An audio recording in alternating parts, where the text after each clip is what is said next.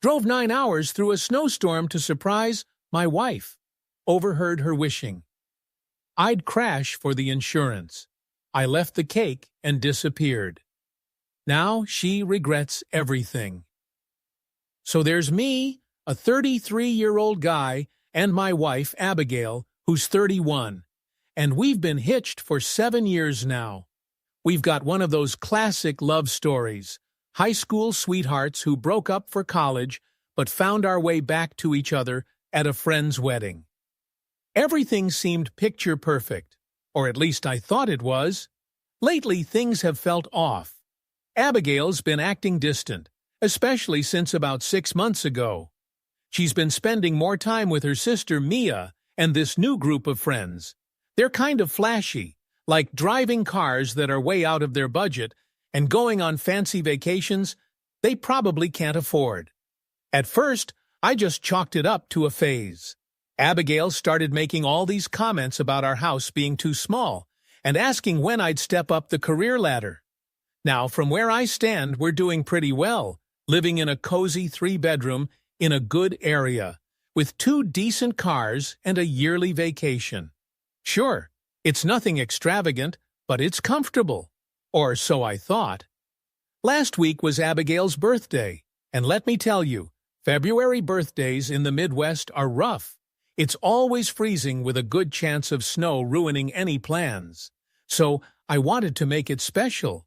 Her birthday fell on a Tuesday, but she had plans to visit Mia for some spa day thing over the weekend. I fibbed about being stuck at work to surprise her instead.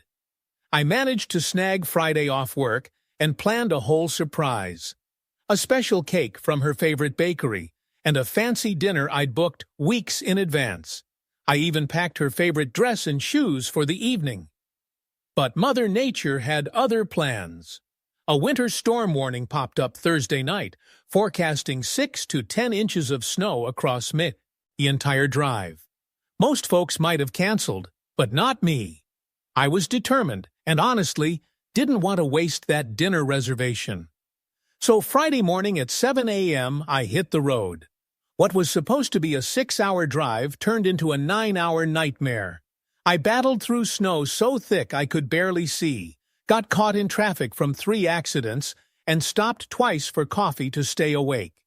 But I kept picturing Abigail's surprise, thinking it would all be worth it. I finally made it to Mia's around 4 p.m., parked a block away because the streets weren't plowed, and trudged through ankle-deep snow with the cake. My jeans were soaked by the time I reached the door. It was unlocked, and I could hear laughter from the kitchen. Just as I was about to announce myself, I paused when I heard them talking about me. Abigail was complaining about me being stuck at work, assuming I was probably gaming at home instead. And the way she talked, it wasn't the usual teasing about my gaming. There was real contempt. Then Mia chimed in, suggesting at least I wasn't ruining Abigail's birthday. They joked that if I showed up, I'd tell the same stories and sulk if she wanted to go out without me. My stomach dropped, and I just stood there, clutching the cake I'd driven 9 hours through a blizzard to bring. Then the kicker. Abigail said she hoped I'd crash. Could use the insurance, she said. I must have made a noise because they stopped talking, but Mia joked about getting a few months of silence from me. They laughed, like actually laughed at the idea of me in an accident. I didn't even think. I walked in, set the cake on the counter, and left while they stood there with their shock written all over their faces. Abigail called my name, but I just kept walking back through the snow to my car. I parked and sat in the car for 20 minutes, trying to process everything before I could drive again. My phone was blowing up, 17 missed calls and 38 texts, but I didn't read any. I found a nearby motel, dropped $80 on a smoky room, and just laid there, staring at the ceiling until sunrise. When I finally turned my phone on, I had 63 texts and 29 missed calls. Still, I didn't read them. Instead, I texted my buddy, Theodore. Something happened with Abigail. Need a place for a few days. Theo, being the awesome guy he is, was like, "Doors unlocked. beers in the fridge. After that, I drove the 9 hours back home, packed up 3 suitcases, grabbed my important documents, and went to Theo's place. It's been 3 days now, and I haven't spoken to Abigail, even though she's been trying non-stop. She's called from different numbers, left voicemails from crying to angry, and even showed up at my workplace. I wasn't there. I'd called in sick. Today, I shifted half our joint savings into a new account with just my name, froze our credit cards, and changed all my passwords. Told my boss I need to work remote for a bit due to a family emergency. It feels like I'm operating on autopilot while everything inside me is in chaos. Her words keep echoing in my head. Hope he crashes, and could use the insurance. Who says that about someone they love? What's worse is knowing this probably isn't the first time she said something like that, just the first time I overheard. Our friends are texting, saying Abigail's making it sound like a misunderstanding, and I'm overreacting. Classic gaslighting. One friend even texted saying, "I'm sure you guys can work it out," without asking my side of things. I haven't told anyone the full story, not even Theo, though he's been great about giving me space. I finally read some of Abigail's messages last night. They followed a typical pattern. Confusi, on, defensiveness, anger, manipulation, and then self-pity. But not one real apology or acknowledgement of how messed up it all was. After reading them, I blocked her number. I'm just not ready to talk to her. Maybe I never will be. Today, I met with Milton, a financial advisor, to sort out our finances. Turns out, Abigail's been spending $17,800 a month online, and she's got a $3,000 store credit card I didn't know about. Milton helped me figure out the best way to separate our finances without too much fuss.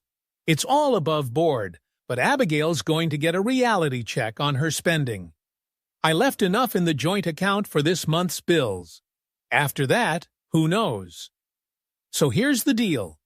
I'm in this weird situation where I really want her to see that actions have consequences, but at the same time, I sometimes question if I'm just being too sensitive about it. Like, could it have really been just a joke? But then I remember how casually she said she wished I was dead, and the laughter that followed. Theo, my buddy, says I should just talk to her and maybe get some closure. He might be onto something. But right now, I'm still trying to process all this and figure out who the heck I married. It's been 4 days since I stopped responding to her. Abigail's sister, Mia, tried to call today, but I ignored it. Then our neighbor Lydia texted me, saying Abigail was crying on their doorstep because I changed the garage code. Part of me feels a bit guilty, but mostly I don't. What really keeps me up at night isn't even the comment about the life insurance. It's the laughter. How easily they joked about me getting hurt is baffling. Who does that? And for how long has she been feeling this way? I've also been thinking about our life insurance policy from 3 years ago. It's not a ton, $500K, but maybe enough to wish for an accident, I guess. I'll call the insurance company tomorrow to change the beneficiary. I know this is getting long, but it helps to write it all out. Theo's got a friend who's a divorce lawyer, and I'm meeting him for coffee tomorrow. I'm not sure if that's where I'm headed, but I need to know my options. If you're wondering what my next move is, I have no clue. Part of me wants to just vanish, change my number, move to another state, and start fresh. But that feels like running away. Another part of me wants a confrontation, to see her face when I repeat her words back to her, make her feel even a fraction of what I'm feeling. Mostly, I just want this empty feeling in my chest to go away. I want to stop seeing her face every time I close my eyes and stop hearing her words and laughter on loop in my head. For now, though, I'm taking it day by day, staying low, making plans, and letting her wonder where I am, what I know, and what I'll do next. If people are interested, I'll keep updating as things progress. Thanks for listening. It's nice sometimes to just have folks hear you out without trying to fix everything. I'm still here, still breathing. Okay, quick recap for those who missed my last update. I drove 9 hours through a snowstorm to surprise my wife, Abigail, at her sister's place for her birthday. Overheard her saying she hoped I'd crash the car for the insurance money. Left the cake on the counter and bailed. Been crashing at my friend Theo's for 3 days, dodging her calls and texts while figuring out finances. Lots of you asked for an update, so here it is. It's been a week since my last post, and 10 days since those words started haunting me like an annoying TikTok sound. They say anger fades. Those self-help podcasts Theo plays all claim that. But I'm still waiting for that clear-headed moment. Last Wednesday, on day 4 of radio silence, I woke up with a plan. Not a smart one, mind you, but it felt right then. I waited till 9:30 a.m., knowing Abigail would be at work. Then I went home with 3 empty suitcases and Theo's pickup. The house looked the same.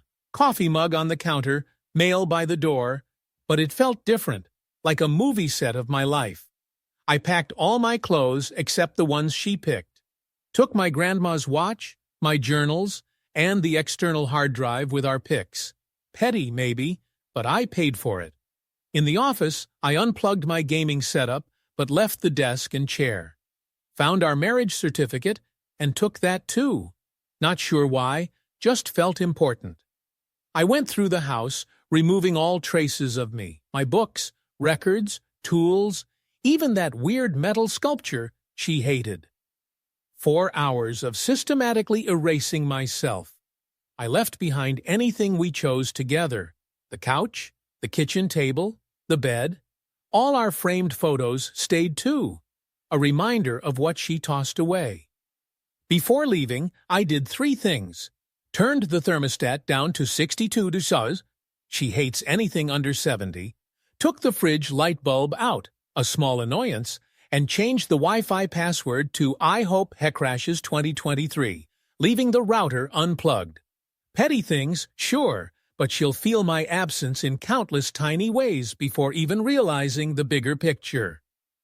As I locked up, our neighbor Lydia was getting her mail. She saw Theo's truck filled with my stuff, and her eyebrows shot up. I just shrugged and said I was donating some things. She didn't buy it, but nodded anyway. Midwest politeness, I guess. Back at Theo's, we unloaded everything into his garage except 2 suitcases. Theo didn't ask questions, just handed me a beer and said, "Sometimes life kicks you in the teeth." Thursday was finance day. Met with Milton again, who had gathered all our account info. Turns out Abigail spent way more than I knew. Not just the credit card, but cash withdrawals from our joint account, $12K over the past year, without receipts or anything. With Milton's help, I drafted a letter requesting financial separation. Not divorce yet, but stating I'm not responsible for new debts. Sent it to her work. Petty, maybe, but effective. I also canceled shared streaming accounts, changed all the passwords, and redirected my mail to a P.O. box. Small cuts to our tangled life. Friday morning, I finally checked social media. 17 Facebook messages, 34 Instagram DMs, even Twitter had notifications. People asking if I'm okay, what happened, taking sides without the full story. I posted one thing, a photo of a half-eaten birthday cake on the counter. No caption, just the cake. Within an hour, my phone blew up. Friends asking what it meant. Abigail called 6 times. Her best friend Jill messaged to see if I'm okay, because Abigail's worried. I ignored them all. That afternoon, I met with Rayone from work, explaining I needed some personal time. He was understanding, just asked how long I needed, and if I could still handle things remotely. So, about the Wilson project. They asked if I could handle it remotely, and I was like, sure, why not? This was just 2 weeks ago. My buddy didn't dig for details. He just patted my shoulder and said, sometimes you need space to see things clearly. Honestly, best advice I'd had in a while with everything going on. Saturday rolled around, and bam, first serious face-off. I was in the grocery store, zoning out in front of the frozen pizzas, trying to recall which one Theodore fancied, when someone yelled my name. Turned around and there stood Mia, looking like she'd seen a ghost, holding her basket. She launched into the usual spiel. Abigail's worried, everyone's con.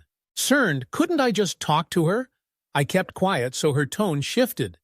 She said I was being childish, that it was just a sisterly joke, and I was overreacting. That's when I asked her straight up if she thought joking about your husband's death for insurance money was sisterhood material. I asked if she'd want her boyfriend hearing her say something like that, and pointed out that joke wasn't just random. It was the tip of Abigail's growing disdain iceberg. She had no real answers, just mumbled something about misunderstandings. I put the pizza back, left my half-filled cart in the aisle, and walked out. Petty? Maybe. Satisfying? Absolutely. Sunday was more chill. Theodore had friends over for the game. They knew something was up but didn't pry. Just handed me beers and made space on the couch. For a few hours, I felt almost normal again. Then Monday hit with a slap of reality. I started my temporary leave from work. The house Abigail and I shared for 5 years sat half empty across town, and my phone showed 15 missed calls from her. I listened to one voicemail where her voice sounded rough and strained. She said she hadn't been sleeping. The house felt off without me, and she'd noticed my stuff disappearing. She asked if I was ghosting our whole marriage. Her way of comparing us to a Tinder match that could just vanish hardened something inside me. I texted Theodore, said I was going for a drive, and ended up parked outside our house, my house, Abigail's house, for nearly an hour. Her car wasn't there, and the porch light was on even though it was daytime, like she forgot to turn it off. The recycling bin was overflowing with wine bottles. I just sat there thinking about mortgage payments, whether to sell the place and split the proceeds or buy her out. How had we gone from forever to figuring out finances in just 10 days? Tuesday threw a curveball with a notification from our credit card company about some big spending Abigail did, over $2,000 on shopping. Was it retail therapy or just her messing with our funds? Either way, I reported the card stolen and got a new one sent to my P.O. box. Another bridge burned. That night, I finally posted something on social media. Not about Abigail, just a vague status. Sometimes the hardest thing and the right thing are the same. It was enough for those in the loop to get it, and shifting the narrative from Noah's having a meltdown to something serious went down. Wednesday marked 2 weeks since the bombshell in Mia's kitchen. 2 weeks of me staying silent while Abigail's attempts to reach me got more desperate. I met with a lawyer Theodore suggested, named Milton. Same name as my financial advisor, which was confusing. Nice guy. Divorce would be straightforward since we didn't have kids, but the house and finances would be tricky. He recommended a formal separation first to sort things out. I agreed, and he got the paperwork ready to serve by Friday. Things were moving fast now. Thursday amped up the drama. I was working at Theodore's dining table when the doorbell rang. It was Abigail, crying and wanting to see me. I froze, coffee midway to my lips, as Theodore asked if he should let her in or send her away. Neither option felt right. I wasn't ready to face her or listen to her excuses, but sending her away would make me look unreasonable, so I nodded, and Theodore let her in. She looked rough, hair unwashed, eyes red, like she'd been wearing the same sweater for days. She stood in the doorway, staring at me like she couldn't believe I was real. I didn't get up or offer her a seat, just waited. She asked if I was really having her served with separation papers. She'd phone, out, because she pressed Milton's assistant for info. So much for a surprise element, right? I said, yeah, I am. She wanted to know why I wouldn't talk to her, wouldn't let her explain. Her voice kept cracking. I told her there was nothing to explain. I heard what I heard. She claimed she didn't mean it like that. It was just dark humor after some wine. I asked if she remembered exactly what she said. She hesitated, and then spun some story about mishearing. So, I pulled out my phone and played the audio. Yep, I had a recording. Pure accident. Was using a voice memo app to jot down gift ideas and didn't stop the recording when I got there. Her exact words were, "God, I hope he crashes. I could use the insurance." And then Mia's response, or at least a few months of silence, followed by laughter. The color drained from Abigail's face. She tried to grab my phone, but I pulled away. She cried harder, saying it was out of context, that she'd never hurt me. I asked her if she'd have told me about it if I hadn't heard it myself. Her silence said it all. Theodore reappeared, trying to suggest maybe we should revisit this talk when emotions weren't running wild. But Abigail ignored him, focusing on me. She started listing all the things she realized in the past 2 weeks, how much she depended on me, how empty the house felt, how she couldn't sleep alone. It was quite a performance, tears and all. But something had shifted in me. Those 2 weeks gave me time to think about not just her words, but why she even said them, the disdain and casual cruelty. The person who could laugh about me dying wasn't the person I had vowed my life to. I told her I didn't know if I could ever trust her again. The separation papers weren't about punishing her, but about me protecting myself while figuring out if there was anything left worth saving. She didn't take it well and accused me of tossing away 7 years over one stupid. So we've all been there, right? Sometimes when you're blowing off steam, you just say things you don't mean. I guess that's what she was doing, but honestly, she said I was being mean for just ghosting her. I was just sitting there, kind of letting her words just wash over me. They didn't really sink in. Once she'd run out of things to say, I calmly mentioned that the separation papers would be sent over the next day and suggested she read them carefully before making any decisions. She left the room crying, mascara running down her face. Theo came back with a couple of beers and said that it was the most awkward thing he's seen since his own parents' divorce. It was dark humor, but I appreciated the effort to lighten the mood.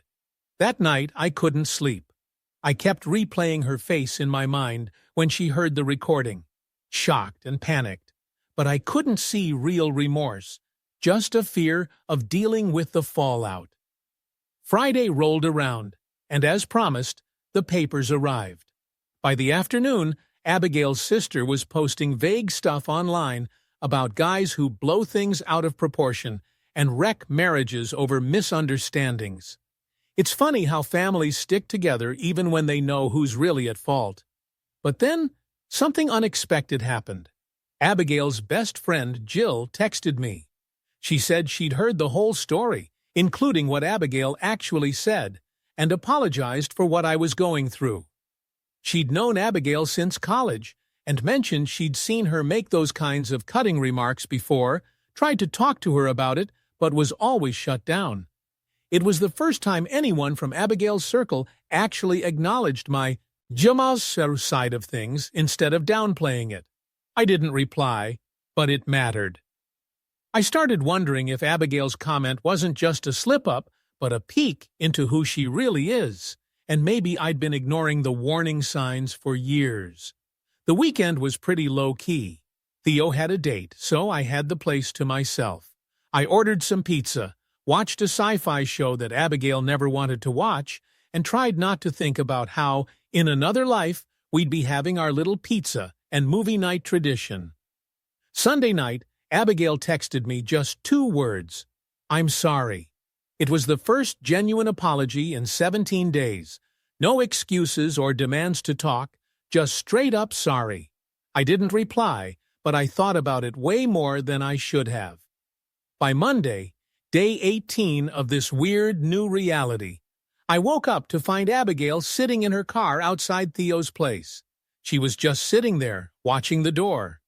Theo saw her first and pointed her out from the kitchen window. I called her to ask what she was doing. She said she needed to see me. just to know I was okay. She promised she wouldn't come to the house or cause a scene, just wanted visual proof. It was both worrying and kind of touching. I told her to head home, that this wasn't good for either of us. She asked if I'd read her message. I said yes. She asked if I believed she was sorry. I said I wasn't sure. Then came the dreaded question. Was I filing for divorce? I told her I hadn't decided. She stayed in her car for another hour and then finally drove away. Theo suggested we change the locks on my place, just in case, so we spent the afternoon doing that. Another small step in untangling our lives. 3 weeks since that night at Mia's. I've mostly been dealing with silence and sorting through the mess of what I thought was a solid marriage. Sleep's been elusive. I miss the little things, the way Abigail always bought fancy coffee, sang terribly in the shower, her fuzzy socks that ended up on my side of the bed. But I don't miss the growing bad vibes I now realize had been creeping up for months, or the constant eggshell walking around her moods, or the subtle jabs I used to brush off as her humor. So, the separation papers are signed and filed. We're officially in this 6-month legal separation thing, still technically married but living apart with separate finances. After 6 months, we decide to either work it out or proceed with divorce.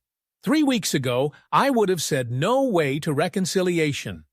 Now, I'm not so sure, not because I've forgiven her, but because untangling a 7-year marriage is messy. There are houses, bank accounts, families, and friends all tangled up, which I'm only starting to get a handle on. As I'm writing this, my phone buzzes.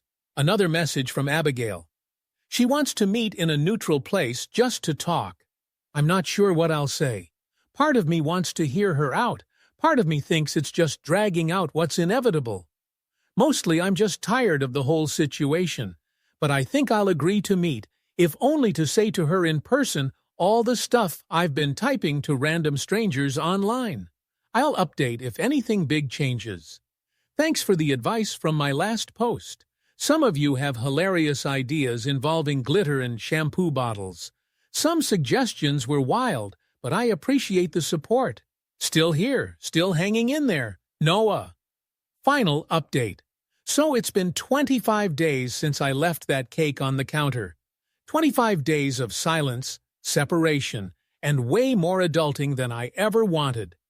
This might be my last update, because how many ways can you analyze a dead marriage before everyone loses interest? First, thank you for all the comments and DMs, even the weird ones. No, I didn't take the advice about Pio hitting fish in her car vents. You guys are a hoot. So, the coffee shop meeting. I got there 15 minutes early because anxiety makes me super punctual. Downtown groundwork. Coffee at 2 p.m. On a Thursday was busy enough for background noise, but not so packed that people would overhear us.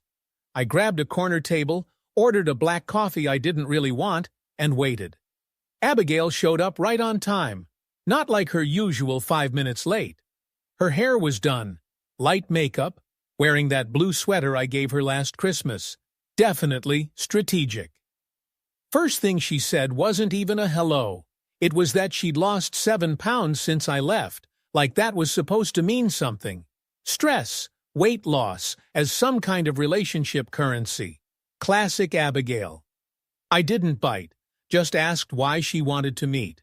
Turns out she'd made notes, actual handwritten notes, on a yellow legal pad, like she was prepping for a debate. It was kind of funny, coming from someone who'd rather avoid making a grocery list. Her first point. She was really sorry for what she'd said. Cruel, thoughtless, didn't mean it. She was stressed about work, upset about my missing her birthday weekend, which was a misunderstanding, and had been drinking with Mia. The words just slipped out. I asked why she laughed afterward. She cringed, saying it was nervous laughter. Mia always brought out her worst. It was a lame attempt to seem edgy in front of her sister. Second point. She took our relationship for granted. She got comfy with the safety and stability I provided, stopped appreciating what I did, and focused on what I didn't. Third point, the past 3 weeks were a wake-up call. She realized how much she relied on me, not just money-wise, but emotionally. Said the house was too quiet, and she'd started talking to herself just to fill the silence. Fourth point, she wanted to try couples therapy, found someone who specializes in rebuilding trust after betrayal, and even booked an appointment for next week. She asked if I'd consider it. Throughout all of this, I just sat there, sipping my now cold coffee, watching her face for any sign of the woman I once loved. So, this whole situation felt unreal. I couldn't tell if her tears were real or if she was just putting on a show. After she finished speaking, she set her notes aside and finally looked me in the eye, asking what was on my mind. I told her I was thinking about parallel universes. Like, what if in another life, I never drove through that snowstorm and never heard what she said? Maybe I'd still be living in bliss, totally clueless, sleeping next to someone who found the idea of me being gone a joke. She started to cry at this, but it was the quiet kind of tears, not the dramatic kind from that time in Theodore's living room. She kept dabbing her eyes with a napkin like they were just a nuisance. I laid down my non-negotiable points, facts, not up for debate. The separation was to last the full 6 months, as planned. I wasn't moving back in during that time. I didn't rule out getting back together, but I wasn't ready to dive into couples therapy either. I needed space. She nodded through it all, like each word was a little hit she was trying to absorb. Then she asked if I hated her, which was strange because I didn't. I still don't. There was anger, disappointment, hurt, but not hate. I told her that, and she seemed genuinely surprised. She said she thought I must hate her to cut her off completely. Not hating her, she said, might be worse because it meant I didn't care enough to feel something that strong anymore. That stung because it was partly true. After the breakdown, we agreed to keep our chats strictly business. Emails about the house, bills, tasks, that kind of stuff. She'd keep paying the mortgage since her name's on it too, and I'd keep up with my part of the utilities. We'd reassess the arrangement 3 months in. When we were leaving, she asked if she could hug me. I said no. She took it in stride, like she expected it, then gathered her stuff and left. I sat there for a while, thinking how bizarre it was to have such a formal chat with someone who's seen me at my worst, someone who's held my head during food poisoning, someone who knows all my embarrassing childhood stories. 7 years boiled down to a list on a notepad. Life chugged on in its strange new way after that. I extended my remote work situation till the end of the month, and Theodore's spare room started to feel a bit more like mine. I even got a decent mattress pad and hung some pictures. I got into a routine: morning runs, work, gym a few times a week, and cooking with Theodore when we could. With minimal contact from me, Abigail seemed to be doing some serious soul-searching. Her sister Mia messaged me, surprisingly humble, admitting she'd been a bad influence on Abigail for years, thinking being brutally honest was some kind of sisterly bonding. She said she was disgusted with herself for laughing that day. She didn't ask for forgiveness, just wanted me to know she got her part in it all. I didn't reply, but I took screenshots, not as leverage, just to remind myself I wasn't losing it for feeling betrayed. Financially, things hit harder than expected. Abigail's friend Jill reached out, said Abigail was struggling to keep up her lifestyle on her own income. She'd canceled her spa membership and was looking for a roommate, but didn't want anyone moving in because she was still hopeful I'd come back. I saw it for what it was, a guilt trip, but didn't bite. I thanked Jill for the update and said Abigail could contact my lawyer for any financial talks. Around day 30, something shifted with Abigail. Her emails turned less emotional, more practical. She started selling her pricey clothes and bags online, got rid of a second car, that flashy convertible she insisted on last summer, even mentioned she was thinking of taking classes to boost her income. It was like watching someone grow up in fast forward. Strangely, I felt proud of her, though I stayed firm on not rushing to save her. Day 35 brought a surprise. I found a thick envelope from Abigail in my P.O. box.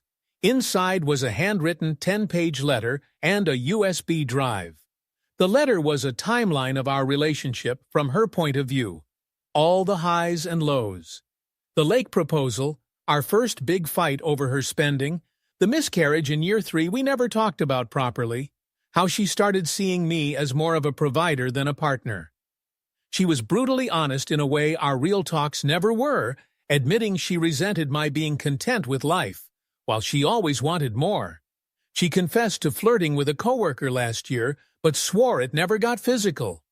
The USB had audio of her therapy sessions, with her therapist's okay. I only listened to one file. It was too raw, too close to home. Hearing her break down our marriage with someone else was too much, so I deleted them and stored the letter away. Not sure I'd ever read it again, but it felt wrong to toss it. Day 40 brought another curveball. I ran into our neighbor Lydia at the hardware store. She mentioned Abigail was hosting some kind of weekly meetup at the house. Not parties, more like meetings. There were always about 6 or 7 cars there on Wednesday nights. Curiosity got the best of me. That Wednesday, I parked down the street and watched. 7 women showed up, all around Abigail's age. Some I knew, theirs were new faces. I didn't approach. It would have been weird. Later I texted Jill, asking what Abigail was up to these days. She said Abigail had started a women's accountability group focused on financial literacy and breaking toxic relationship patterns. Not what I expected at all. Around day 45, social media started buzzing. Mia, who had stayed quiet online, posted a long status about supporting her sister through her awakening and recognizing destructive patterns. She tagged Abigail, who responded with a simple, "Love you, but this journey is mine to share when I'm ready." That got our mutual friends talking. Everyone wanted to know what was happening. Rumors flew. Some said Abigail was in rehab. She wasn't. Others thought I cleaned out our accounts and left her broke. Also untrue. Another said we'd been having issues for years, and the split was mutual. Sort of true, I guess. I kept quiet. Let them guess. Day 50 was big. I went back to the house for the first time since leaving, while Abigail was home. I needed my winter gear from the garage.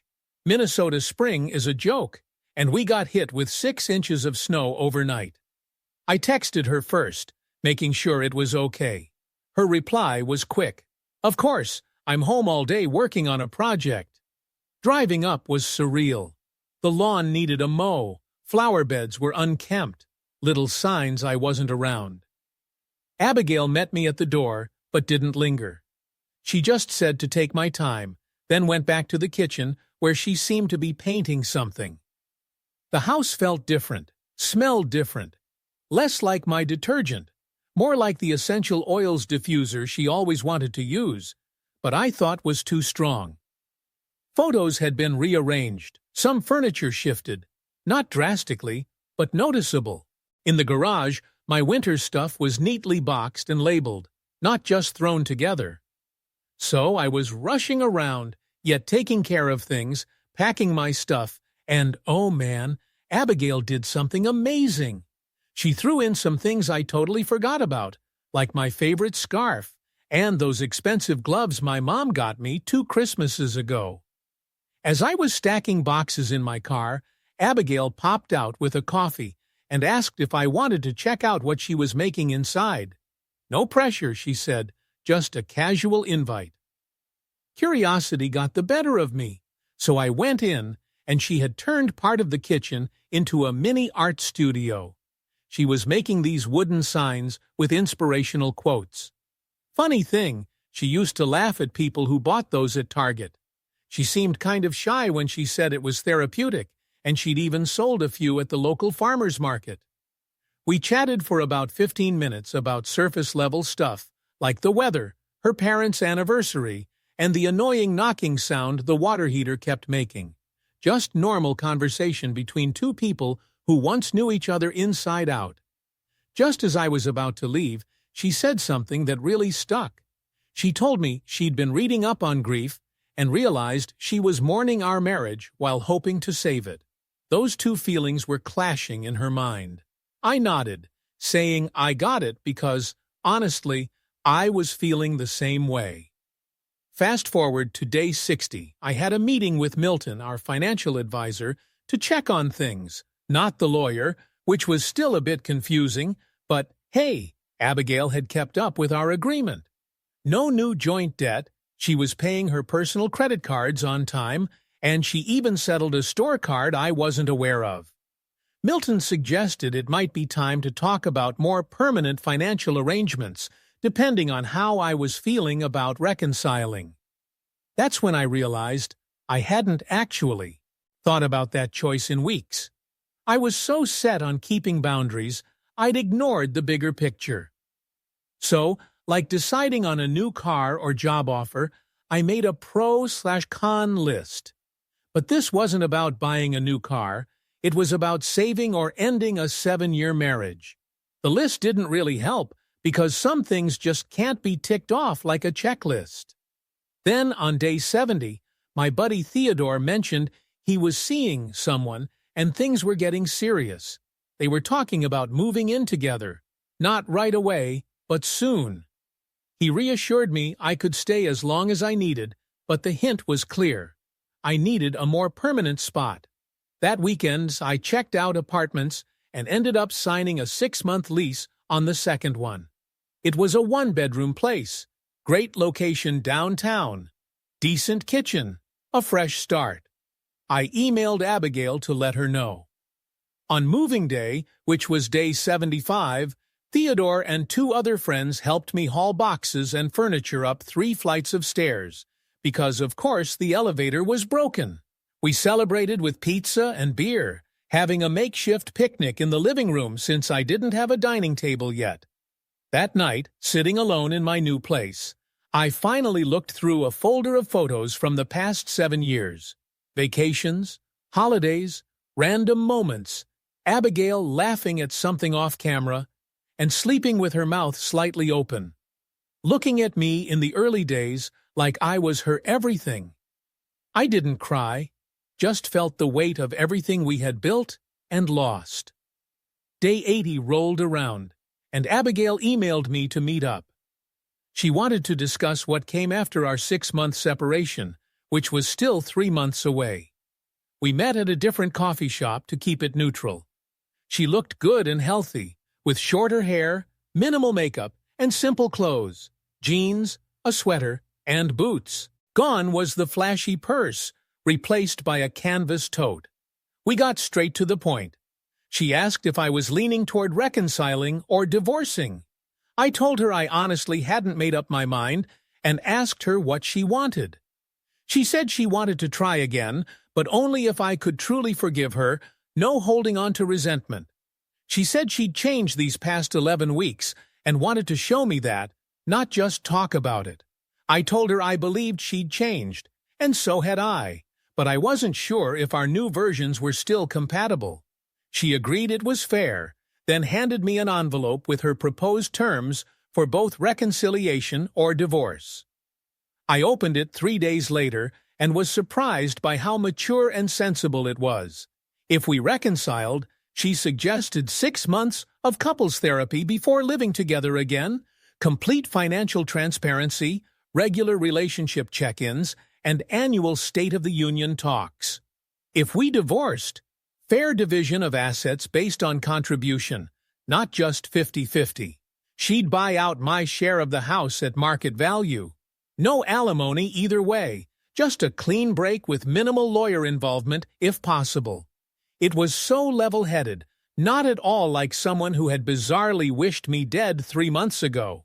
I emailed her back, said both sets of terms seemed fair, and asked for time to decide. She replied simply, "Take all the time you need." And here we are, day 90. 3 months since I heard those words in Mia's kitchen. 3 months of silence, space, self-reflection, and growth. I've been thinking about the cake I left on Mia's counter, the birthday it was meant for. The moment everything changed. Today, I went to that same bakery, got the same cake, drove to my new place, and set it on my new counter. Took a photo and texted it to Abigail. My first direct text to her in 90 days. She called right away, but I let it go to voicemail. Then I cut a slice of cake. He sat on my second-hand couch and listened to her message. She didn't beg or assume anything, just said she understood the symbolism of the cake, that she'd accept whatever I decided, and that she was proud of how I'd handled myself, with dignity over destruction. She apologized again, not expecting forgiveness, just putting it out there. I'm seeing the lawyer tomorrow, not to file for divorce just yet, but to explore what the next steps for either option would look like. I want to understand what reconciliation would truly involve after all this, and know exactly what I'm signing up for. Tonight, I'll finish the cake alone, not out of sadness, just because some things you've got to do on your own. I'm not sure if Abigail and I have a future together. What she did really hurt, and trust is hard to rebuild. But I do know whatever decision I make, it'll come from a place of strength and clarity. Those harsh words at Mia's table revealed something ugly, but perhaps we needed that break to see what we're truly made of. Or maybe some things, once broken, should stay that way. Either way, I'm at peace with whatever path I choose. The man who left that cake 90 days ago would have gone to great lengths to keep Abigail warm. But the man writing this now knows his own worth. I'll update you guys one last time when I make my final decision. But for now, I'm signing off. Thanks for being part of this journey, Internet friends. Your advice, support, and even the crazy revenge suggestions were like a weird kind of therapy. Still here, still standing, stronger than ever. Catch you later, Noah.